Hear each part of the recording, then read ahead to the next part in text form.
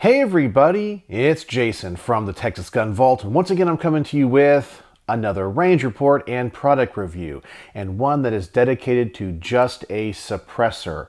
I've recently been trying to review more suppressors, and I'm trying to do these from a different perspective than many other firearms content creators. I know that for most people, the biggest and most important metric when it comes to deciding which suppressor is right for you is simply decibel reduction. And there's already plenty of channels out there that have specialized equipment that can measure that. But as an average gun guy, I want to test these suppressors for different things that I think matter to us as regular gun people a little bit more. For the most part, the suppression of all of these modern silencers are going to be pretty good. But what about the other things that are really important? And that's what we're here to test. And in today's review, we are going to be taking a look at and trying out the Ventum 762 by Huxwrx. This is a low resistance flow through suppressor, and I'm going to be testing it for its tone, its gassiness back in the face on a 300 Blackout SBR, the accuracy or point of impact shift, the ballistics and any changes that occur when firing through the suppressor, and its heat and its heat dissipation. I really feel that those are very important things for us to take into consideration when it comes to a suppressor, because as I always say, things like tone are more important than decibel reduction. After all, you can have a suppressor that reduces the sound by a lot but has a really poor tone, a high pitch, and it can still leave your ears ringing. Where one that is still hearing safe has a very low tone, it might be a little bit louder, but it's much more pleasurable to listen to. And I actually think that's going to be a little bit more important than the overall decibel reduction. Now, I don't have the equipment to measure the decibel reduction, but these other things, I can give you my opinions, some things that are qualitative, and of course I will take a chronograph to the range and we can get some quantitative data on the accuracy and the ballistics. For today's review, I am going to be using a 300 Blackout SBR as our host weapon. And I felt that this might be the most effective platform for this suppressor because we can try this out unsuppressed and then compare it to it being suppressed with supersonic ammo and subsonic ammo. But before we get this to the range, let me adjust the camera. Let's get some close-ups of this and talk about its specs and its features. So let's talk about the specs of this Ventum 762 suppressor. It is a 30 caliber suppressor. It has an overall length of 6.7 inches, a diameter of 1.8 inches. It weighs 14.5 ounces, and it is a low resistance or flow through suppressor, which has a very interesting core to it. It's different than a standard baffled suppressor, and something about this suppressor I really like as compared to many of its competitors is that this is user serviceable. Many companies do not make user-serviceable rifle suppressors because they say essentially these get so hot and they have so much gas that goes through it, it blows out all of the debris and the particulate and carbon that can build up in here. But as a civilian who cares about the longevity of these suppressors, I like to be able to take them apart and clean them. And they do provide a tool to do this with. This also helps getting off the mounts. I've already loosened up the end cap. But to get this apart, you simply just unscrew the end cap, and then you can pull out the core. And you can clean that. You can probably put it into a sonic cleaner, and you can see all those spirals on it. This one definitely does need to be cleaned. But that's what the core of this suppressor looks like. Very different than a standard baffled suppressor. And then, of course, we have the tube. You can get in there, clean that really easy. And then you can take off the mount as well. Right now it's set up for a direct thread, but they offer many other options for other systems.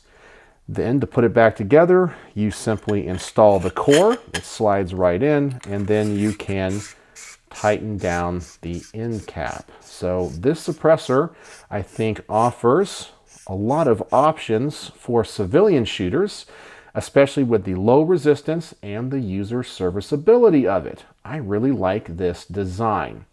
So now it's time to get this to the range and find out how it shoots. As I said, I'm going to be using this 300 Blackout SBR as the host weapon.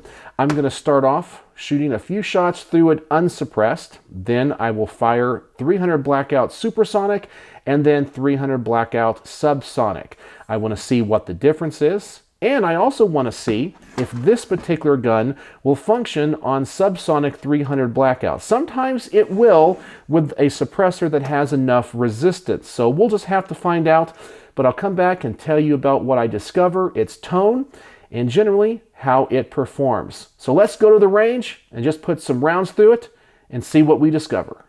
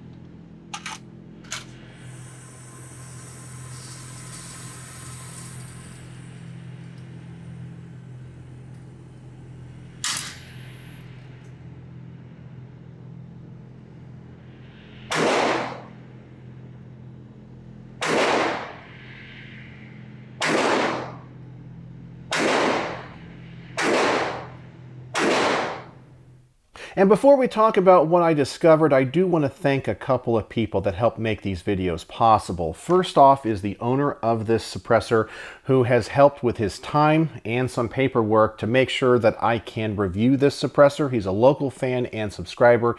His name is Jack, and so thank you so much, Jack, once again for lending an awesome piece of your collection for me to create content on.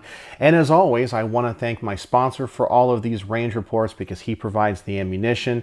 His name is Mark. He's from a company called Huxwrx. In fact, you guys hear me talk about them all the time in all of my firearms range reports.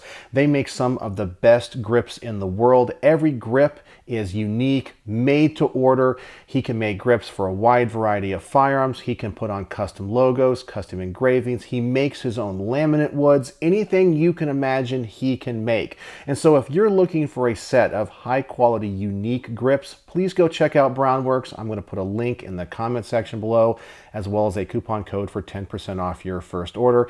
And as I always tell you to do, when you place that order, please tell Mark the Texas Gun Vault sent you. So now let's talk about how this suppressor performed. I am very, very impressed with it. Now, I don't have a decibel meter, but I can tell you it does reduce the decibels a lot. This definitely would be a hearing safe suppressor, both shooting super and subsonic ammunition. The tone is also really nice. It's on the lower end of the spectrum, which is what I prefer. So we are getting a lot of decibel reduction and the tone is very nice.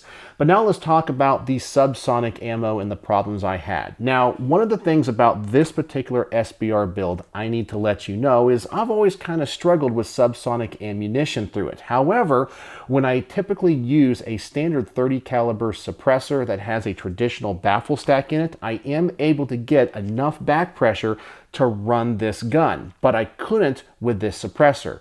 But what does that tell me? And actually, I think it's a good thing. It tells me that this truly is a low resistance suppressor. It really does what it's supposed to do. And I'm very, very impressed with that. While I can't run subsonic very well in this gun, I can tell you that it is working as intended. So if you have a AR-15 that's chambered in 300 Blackout that can run subsonic ammo better than this one, it's going to work great. But the fact it doesn't run in this gun means it's doing its job. Now, when it comes to supersonic ammo, it really sounded good. It reduced the decibels really well, and it ran the gun just fine. So my first impressions with this are extremely positive. So now the next thing I want to test is how much gas am I getting back in the face? Because this is a flow-through suppressor, hopefully most of that gas is going out the front of the gun. And for this test and on this SBR, I am running what is typically a standard charging handle. Yes, it's an ambi charging handle, but it's not one of the PRI gas buster charging handles or any charging handle that is designed to mitigate the gas. Whenever you're shooting a modern sporting rifle with a suppressor, something you're going to notice is your eyes are going to start watering and tearing up because you have all this gas coming back through the action of the gun. And this suppressor is designed to stop that. So let's go back to the range. I'll put a magazine through this in pretty fast succession, and hopefully I'm not going to smell anything, I'm not going to feel anything, and my eyes won't burn. So let's make sure this thing is mitigating that gas blowback.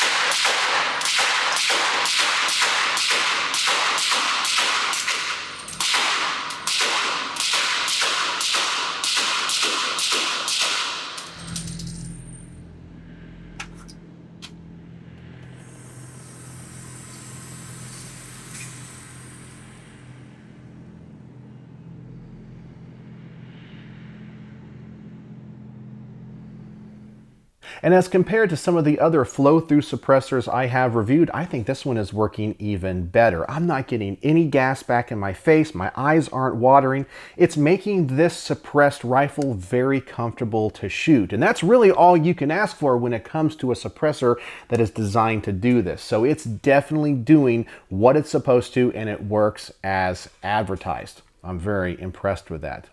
All right, so the next test I want to do is the point of impact shift test. I'm going to set out the target at 25 yards, and yes, of course, this rifle can go out way further than that, but I want to take as much of the human element out of the equation, and I'm going to shoot one magazine through this suppressed, one of them unsuppressed, and I'm only going to use the supersonic ammo, obviously, because it runs in this gun, and I want to see what the difference is. I'm not going to adjust the red dot at all, and just see what type of impact shift I get. So let's go back to the range and test this out.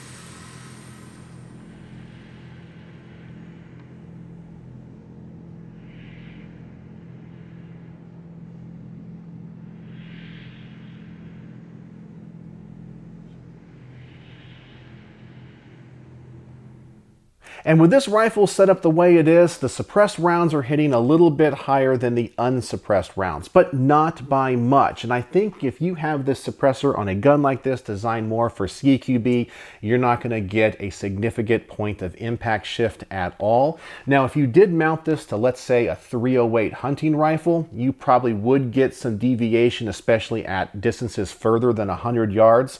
So you would probably have to zero your optic with the suppressor attached. But I like the fact the difference is not that much on this type of gun, which gives me plenty of options if I want to run it unsuppressed or suppressed in various circumstances, however I want to run it, without having to worry about changing the optic or re-zeroing the optic as I mount the suppressor.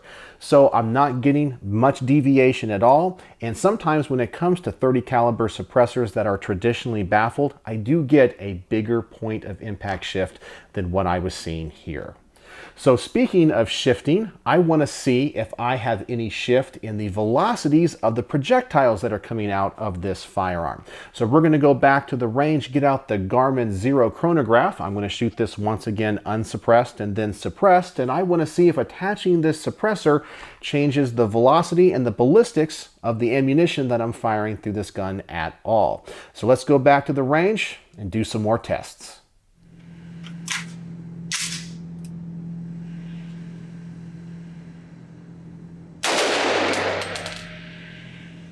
$16.67,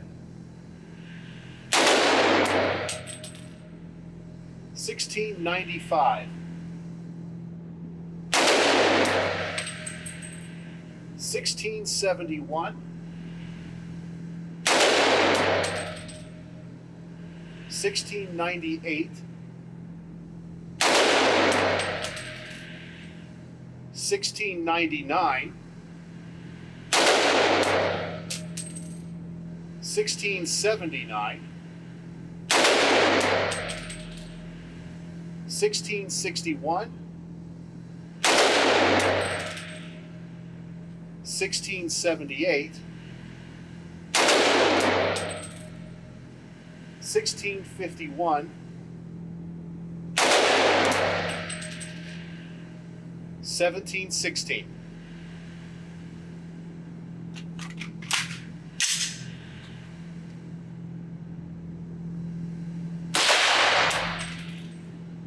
$16.59,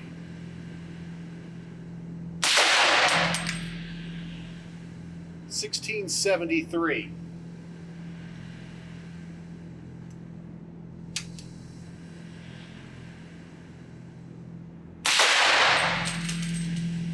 $16.55,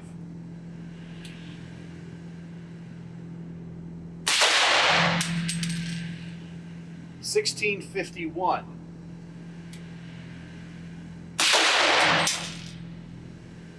$16.84, $16.74, $16.47, $16.74,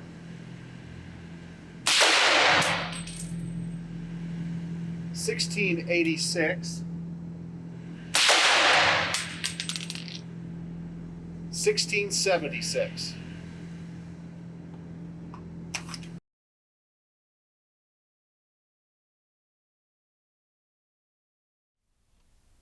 And since I know some people are going to ask what ammunition was I using for this test, I was using American Eagle 300 Blackout 150 grain that has an advertised velocity of 1900 feet per second, but I'm not sure what barrel length they tested at to get that velocity. Obviously, we are well south of that, below 1700 feet per second out of this 9-inch barrel 300 Blackout. But now let's talk about the differences between this gun being fired suppressed and unsuppressed. With the suppressor on, we had a tighter spread and we had less deviation, so it seemed to make the velocities much more consistent. But we did lose velocity. Overall, we lost about 25 to 30 feet per second. So if you care about the gun running a little bit more consistent, I think you're going to get that out of this suppressor, but you're going to get the better velocities with it being unsuppressed. But honestly, the differences are not that much. But it really seems like this gun runs very consistently with this suppressor. All right, so the last test I want to do is a heat test. And you're probably asking, well, of course a suppressor is going to get hot. Why do you want to test this? Well, I have discovered that different baffle designs and silencer designs heat up differently. I've shot Knight's armament suppressors that easily get up to 500 or 600 degrees. But I've discovered that some of these flow-through cans don't get anywhere near that hot. I also want to test, what is its heat retention? How long does it stay hot for? Sometimes those Knight's armament cans that get really hot cool off pretty quick, and these flow-through cans do not. So I'm going to shoot a bunch of rounds through this and see how hot I can get it, and I'm going to get out the laser thermometer and test it. Now, something about this gun I do want to talk to you about before you see the footage is I am running a Fostech Echo trigger in this. And this is another thing about this gun I have never been able to get to run right.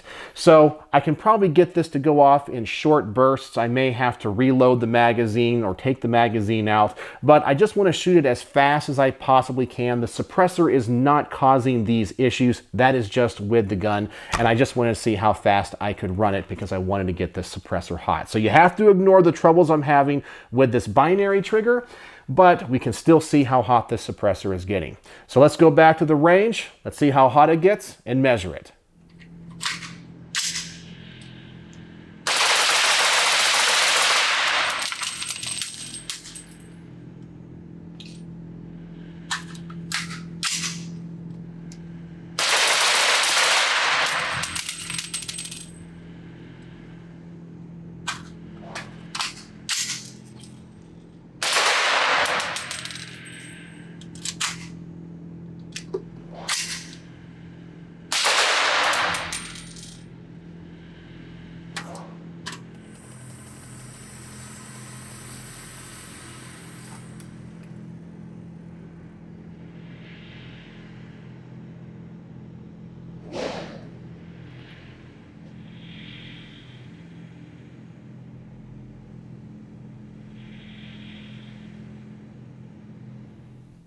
And even with all the rounds I've fired through it at the range, it's not getting that hot. We're only in the low 300s to mid 300s. Often these suppressors can easily get over 400 or 500 degrees.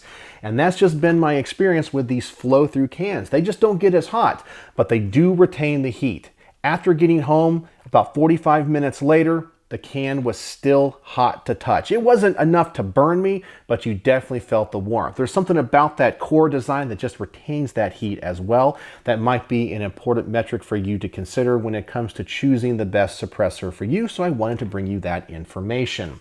So what are my final thoughts on the Huxwrx Ventum 762? This is a robust and durable suppressor. It has a great tone to it. Because it's a 30 caliber suppressor, you could easily suppress a 5.56 rifle with it as well. You have tons of mounting options. It's an innovative design. It works as advertised. It's definitely a flow-through or low resistance can. I don't get any gas back in my face. It's just been a fantastic suppressor to review. And I think the biggest selling point for me is that it is user serviceable. I love that in a suppressor that is designed for the civilian market. So I have absolutely nothing negative to say about this suppressor. In fact, when it's on this gun, it makes it shoot more consistent, as you saw from the ballistics test and the chronograph data. So I love this thing. So on my star system, how would I rate the Huxwrx Ventum 762? Well, you guessed it. This one's getting 5 out of 5 stars. Absolutely perfect. This thing is innovative, robust, user serviceable, and it has a great tone. So I hope this data helps you when it comes to deciding what suppressor might be good for you, or if you're just interested in how suppressors work on different firearms. So let me know what you think about Huxwrx in the comment section below. Do you like their innovative flow-through technology? I think they're winning me over. So, as always, thanks for watching.